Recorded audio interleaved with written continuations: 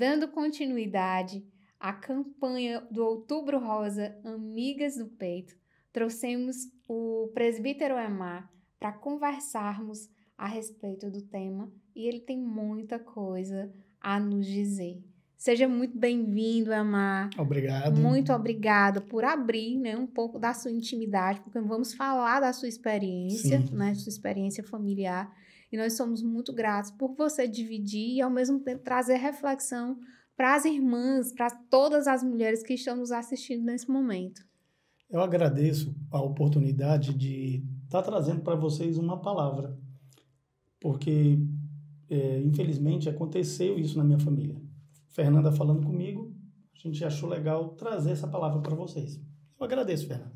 É uma oportunidade de falar e de ajudar quem está precisando, né? E, Emar, falar, né, abrir a nossa intimidade, a gente sabe que não é fácil, e principalmente quando aconteceu com alguém que a gente ama e que não obteve tanto sucesso assim. Então, foi dessa forma que o câncer de mama apareceu no seio da sua família, literalmente, e com sua mãe. Então, eu queria que você dividisse um pouco com a gente como é que foi do diagnóstico, Emar, até a situação final. Assim, é uma situação que ninguém quer passar. E ninguém espera também, né? Ninguém espera. A gente vive os dias, a gente vive como família, como filho, como pai, mãe, ali na sua batalha diária. Mas ninguém espera uma doença com a severidade que é essa doença. Nós sabemos que tem tratamento, sabemos que os médicos estão aí cuidando, existe esse mês de prevenção para justamente alertar, preste atenção, faça o exame, faça isso, faça aquilo. Mas ninguém espera que seja na sua família, né? Principalmente com uma pessoa querida. No caso, foi com a minha mãe. Meu irmão estava casando. Nós somos 5 irmãos. O meu terceiro irmão estava em vias de casamento. A minha mãe foi fazer o aluguel da roupa que ela iria para o casamento. Ela foi junto com a minha irmã. Nós somos 5 filhos, um é uma menina, todos já casados, com filhos, com famílias constituídas. Então, a gente ficava naquela coisa de visitar pai e mãe e tudo mais no final de semana ali, aquela coisa boa, gostosa ali. Vamos sair da igreja e ia visitar pai e mãe. E nesse dia específico, a minha irmã esteve junto com a minha mãe, alugando o vestido para o casamento do nosso irmão. Nesse experimentar o vestido, aconteceu de a minha irmã perceber um caroço no seio da minha mãe. A minha irmã tinha trabalhado na área de saúde, ela foi lá, tocou naquele caroço, vislumbrou que estava resistente, né? Sim. Estava assim e tal, e disse assim, olha, mamãe, a gente tem que levar a senhora no médico, tem que fazer o exame.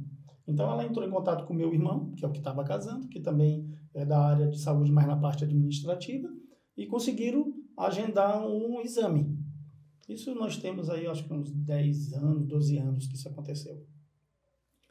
Nesse período onde foi detectado ali pela minha irmã esse detalhe, entenda que o interessante é que foi a minha irmã que detectou, porque a minha própria mãe não estava fazendo nada assim de exames e tudo mais para aqueles exames periódicos que tem que ter.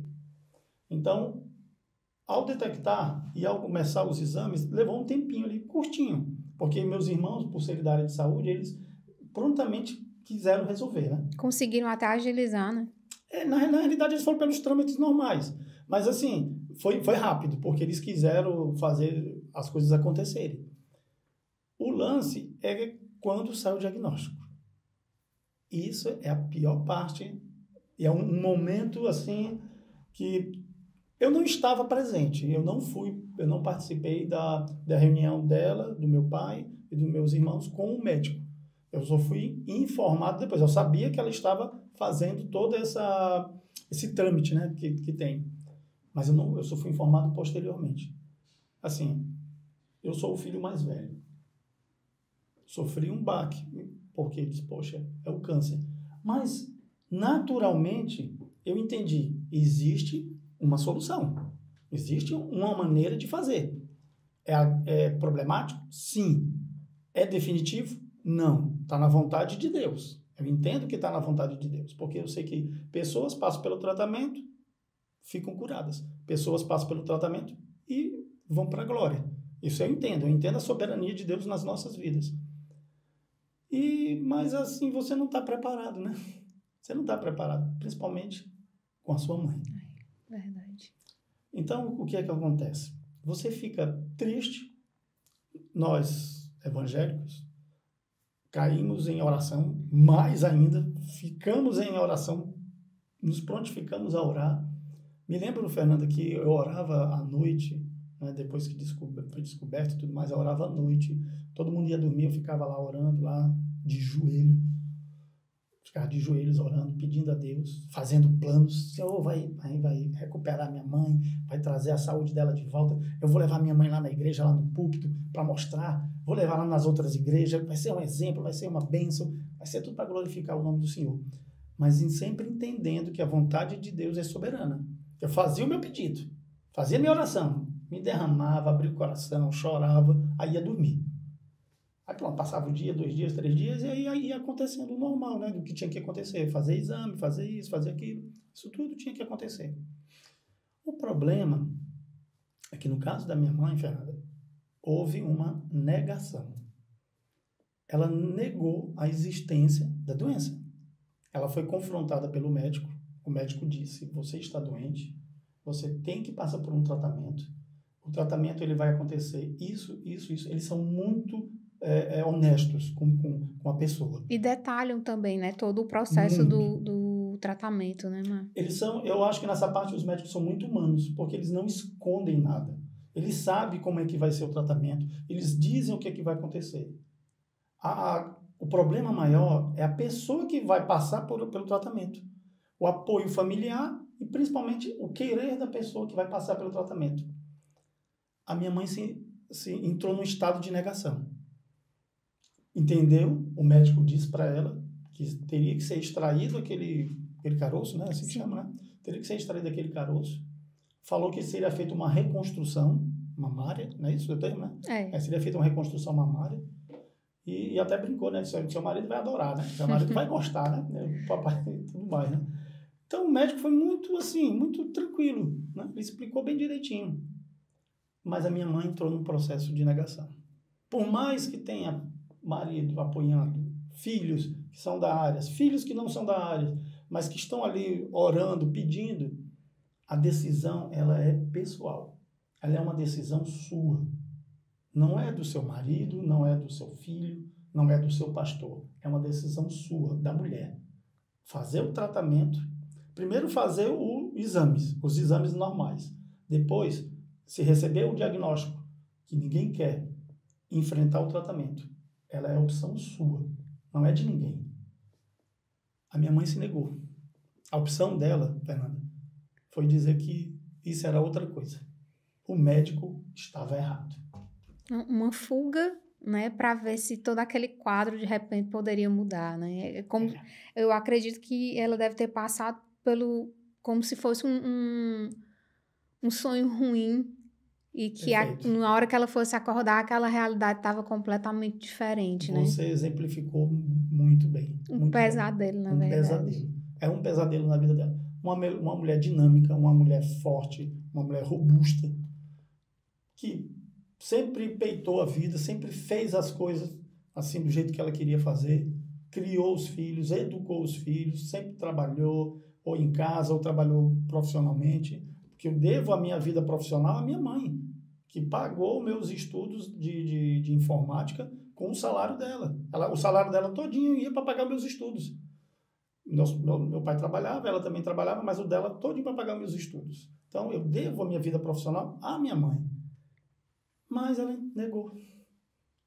Era um sonho ruim. Você falou muito bem, Fernanda. Era um sonho ruim. Só que esse sonho ruim demorou 2 anos. Durante 2 anos, a minha mãe negou essa realidade da vida dela. Por meio do procedimento, por medo do procedimento, porque ia cair cabelo, porque ela ia ficar feia, porque ia ter que tirar uma das mamas. Então, ela começou a pontuar muitas coisas, dizendo que aquilo ali era um empecilho para ela fazer. E pelo outro lado, Fernanda, ela dizia, não, isso não é a doença. Eu já falei com outra pessoa, isso é outro, isso é não sei o quê. Eu já falei com outro, isso é não sei o quê. Tentando se apegar ao sonho mau que você falou. Infelizmente, durante 2 anos, que foi o período que ela ficou afastado do tratamento que foi disponibilizado, e o médico foi muito consciente, ele disse, ela tem que aceitar o tratamento, porque senão não vai adiantar. É um tratamento doloroso, invasivo, deixa a pessoa com mal-estar. Muito debilitada, né? Muito debilitada física e psicologicamente. Eu acredito que nessas horas, a palavra de Deus ela é muito mais reconfortante. Eu me lembro de uma passagem aqui, de um momento aqui na igreja, que uma pessoa comentou, nós visitamos uma jovem que está com câncer, está passando pelo tratamento, a gente ia lá para consolar. Mas era uma jovem tão crente que quando a gente saía de lá, a gente saía consolado. Porque ela falava tanto da palavra do Senhor que ela consolava quem ia para consolar. A gente sabe que Deus, ele... Ai, a gente embargou agora. Não, mas é assim. É assim, é normal porque, é assim, eu sou um homem, estou mostrando para você uma visão do homem sobre aquela doença. A visão da mulher sobre a doença ela é muito mais impactante, ela é muito mais, assim, as mulheres sentem. O que eu falo, elas devem sentir. O homem, ele trata a doença como de uma forma assim um pouco mais racional. Né? Olha, tem um tratamento, você vai fazer isso, vai fazer assim, eu vou pegar você em casa, vou levar, vou ficar com você, você vai fazer o tratamento, depois eu vou lhe deixar em casa. Isso eu fiz várias vezes. A gente se revezou os filhos. Um dia era outro, um dia era um e tal. A gente passava, tinha que tirar o dia, porque você chega para fazer o tratamento lá, é o dia todo. E você está ali levando o seu parente, que você quer que seja restabelecido, mas você está vendo as outras pessoas ao redor. E na época, no hospital que a gente fazia, também tinha uma ala de criança. E isso era muito impactante também. Hoje está modificado, ficou separado. Mas o tratamento em si, ele teve que ser feito. Só que, passado 2 anos... Então, quando ela realmente se deu conta de que precisava tratar, ela já começou num período bem tardio e a doença já tinha avançado, né, Mar? Sim, isso é uma infelicidade. Por isso, o alerta para você, mulher. Cuide, faça o autoexame. Qualquer coisa, sentiu algo, vá no médico. Consulte o seu médico de sua preferência, mas não deixe de consultar o médico. Às vezes, é interessante porque a mulher ela é muito mais precavida que o homem nisso. O homem, para ir para a médica, é um terror. Mas a gente vai tocar nisso agora no Novembro Azul, né? Fica ligado que também homens precisam cuidar. A mulher não, ela já é mais prática. Nesse ponto, ela é muito mais prática. O lance é que, passado 2 anos, a doença ela não dormiu. O sonho não era sonho. Era a realidade. A doença que estava restrita a um local específico, espalhou. Quando espalhou, o corpo sentiu. O corpo sentiu, a pessoa precisou ir no médico. Precisou ir no médico. E aí fez o quê? Tudo que o médico tinha dito 2 anos antes. Fez o exame de novo, para saber como é que estava. Fez a remoção. Começou o tratamento. Caiu os cabelos, ficou debilitada fisicamente, psicologicamente, moralmente, até que a pessoa vai se reconstruindo. Existe as dores normal, foi colocado um catéter, é isso? Sim, que fica aqui, né? Um catéter. Para não ter que ficar pegando na veia. Então você já tinha que conviver com aquilo dali. A minha mãe sempre foi uma mulher muito, das antigas, né? Sempre com muito pudor, né? Eu nunca vi a minha mãe com roupas íntimas, nada nesse sentido assim, não. Mas no dia que eu vi a cicatriz da minha mãe, cara, assim, é difícil. É difícil, porque você olha assim a cicatriz ali, olha para aquilo dali, é um baque, é terrível, mas você observa que ali, poxa, ali é um invólucro, é a carne, é o corpo. A gente tem que cuidar do espírito também. O corpo pode ser tratado? Pode. Existe a medicina? Existe. Existem os médicos capacitados? Existem. Mas nós temos que ter confiança nesses médicos, nós temos que ter confiança nessas pessoas, porque elas são instruídas por Deus. São meios da graça. Né? São meios da graça. Olha lá no Antigo Testamento, quando foi para construir o templo de Salomão. Os caras tinham conhecimento daquilo? Não, Deus capacitou todos eles. Deus deu o material e deu a capacidade intelectual. Hoje nós temos isso nos médicos. Esse tratamento ele vem evoluindo. Chega-se ao ponto que a pessoa pode fazer e realmente ela ficar curada. Como aconteceu com pessoas que eu vi na mesma época terem o mesmo problema e hoje essa pessoa está lá curada, convivendo com seus familiares. A mamãe ficou 2 anos negando, mais 6 anos lutando. Depois disso, ela foi para a glória. Então, Fernanda, eu agradeço às pessoas que nos ajudaram. Essas pessoas são minha esposa, as minhas cunhadas, que dentro do hospital só pode ficar a mulher. A minha mãe ficava na enfermaria, tinha que ficar uma acompanhante. E, cara, à noite tinha uns dramas, né? Tinha a doença, né? E elas passaram por isso. E são pessoas, assim, maravilhosas que nos ajudaram. Nós somos uma família quase tudo de homem, só tem uma mulher, né? Então, nos ajudaram porque nós não sabíamos lidar com isso. Os homens não sabiam lidar com isso. O pai não sabia lidar com isso. Quando minha mãe, os médicos chamaram para conversar, dizendo que não passaria mais daquele dia, eu me lembro que eu fiquei... E ela faleceu, né? Ela faleceu e eu estava com ela, né? Eu entrei no quarto e fui me despedir. Ela já tinha partido para a glória, mas fui me despedir. Foi o momento que eu sentei do lado, conversei com ela, mas assim, me veio uma dor tão grande de dentro, mas assim, de um lugar que eu não conhecia. E não era uma dor física de ter machucado, não era uma dor uma dor de cabeça, não era uma dor de cabeça. Era uma dor de toda a minha alma, de todo o meu ser, pela partida dela. Mas assim, tão grande e tão forte, que eu acho que dava para pegar. Chorei, solucei e me acalmei. Quer dizer, e aí eu agradeço muito a Deus, houve um momento de você conviver, mesmo sendo sofrido aquele convívio, mas de você se preparar para a partida. Sim. Então, minha mãe foi para a glória, foi numa tarde, umas 4 horas, caiu uma chuvinha gostosa, um sereno, sol e a chuvinha serena.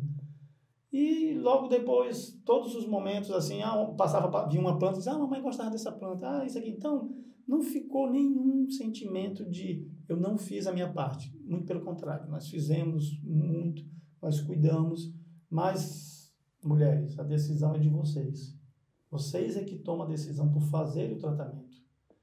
Que a Fernanda me deu a oportunidade de trazer para vocês a experiência desse filho que perdeu a mãe, não por culpa dela. Não tem culpa. Não existe um culpado, Fernanda. Aqui não existe culpado. Nem Deus é culpado. Isso é inerente ao mundo que vivemos. Isso faz parte daqui. Mas faça o exame, o autoexame, né? Faça o autoexame. Consulte o médico. Não deixe seus filhos órfãos. Não deixe seu esposo viúvo. Vale lembrar que a rede pública está promovendo mamografia durante todo o mês de outubro. E vale a pena fazer. Nós mulheres, anualmente, Emma, nós fazemos, né, todo aquele check-up, os exames de prevenção e tudo. E é nesse momento em que os médicos passam aquela bateria de exames que, ainda que sejam incômodos, vale a pena você lutar pela vida. Há tratamento, existe cura, existe um Deus que cura e existe o mesmo Deus que nos permitiu uma medicina e os tratamentos como meio da graça. Então, mulheres, se cuidem e nós estamos aqui junto com vocês porque nós somos amigas do peito. Até a próxima. Até a próxima.